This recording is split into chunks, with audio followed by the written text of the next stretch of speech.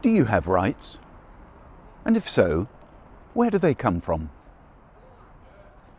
Here, behind me in this historic city of Strasbourg, is the European Court of Human Rights. A beacon of democracy, this court stands as a testament to Europe's commitment to the rights and well-being of all its citizens. This latest journey of confirming our rights began back in 1948, when the United Nations adopted the Universal Declaration of Human Rights.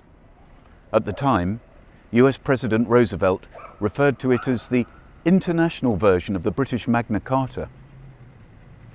But this declaration was not legally binding. It wasn't enforceable. Europe took a bold step forward. All the countries that accepted this new convention agreed they would be bound by the European Court of Human Rights.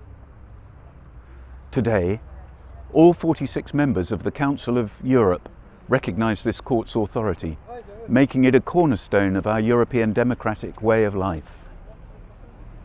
It ensures that our rights are not a casualty of government overreach. Some individuals claim their rights are being infringed over what are often seen as quite minor issues. Phrases like, "It's my right to," or "It's against our rights not to be able to," are commonly heard in disputes. It's become the go-to defence for anyone who feels a personal grievance. However, there's another vital side to the story that is seldom mentioned. It is a critical aspect that is usually overlooked. This is the delicate balance between rights and responsibilities. The rights which one person has are inevitably and inextricably bound up with that person's responsibilities to someone else. For every claimed right, there's always a cost, and therefore a responsibility to someone else. For instance, your right to host a late-night party comes at the cost of disruption to your neighbour's peace. What about your right to government benefits? Well, they come at a cost to the taxpayer. Your right to free speech comes at a cost when your words cause a public disturbance or spread misinformation. The right that you have to build an extension to your house comes at a cost to your neighbour, who may find their view spoilt or their house devalued. Even something as simple as retrieving a ball from a neighbour's garden touches on someone's rights to privacy. Rights and responsibilities are two sides of the same coin. The two are inseparable.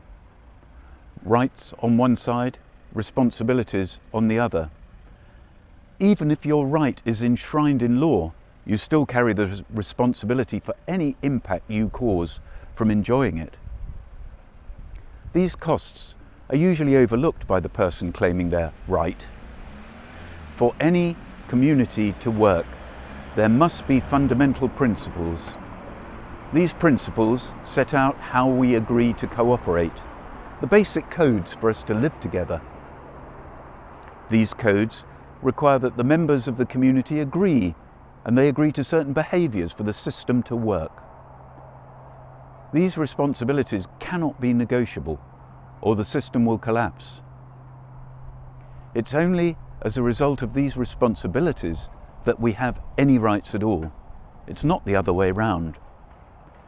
It is these behaviours, these responsibilities, that make the rights possible. One way to explore whether or not this is true is to take a really extreme position.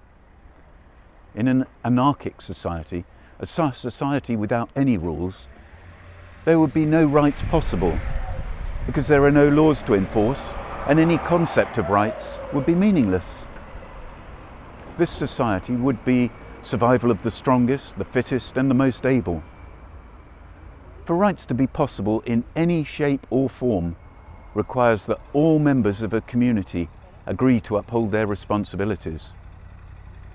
For example, the responsibility to pay tax so the community can pay for whatever it needs. It includes the responsibility to follow the laws of the community. And individually, there are some unwritten responsibilities based on cultural norms and behaviours. My father, Sir Nicholas Winton, believed that responsibilities come way before rights. He believed that each one of us owes it to our community to help each other. He believed that we should be in the habit of giving first, before expecting to receive anything at all. In fact, he derived great pleasure from giving his time and his energy to making things better for others. This is something you'll often hear older people talk about. When they've been through the experience of a full life, they'll often reflect that it was the giving and connecting with people that gave them the most pleasure, rather than what they themselves were given. As a society, we must recognise that before we claim something as our right, we should first check that we've fulfilled our responsibilities. Are you taking your responsibilities seriously?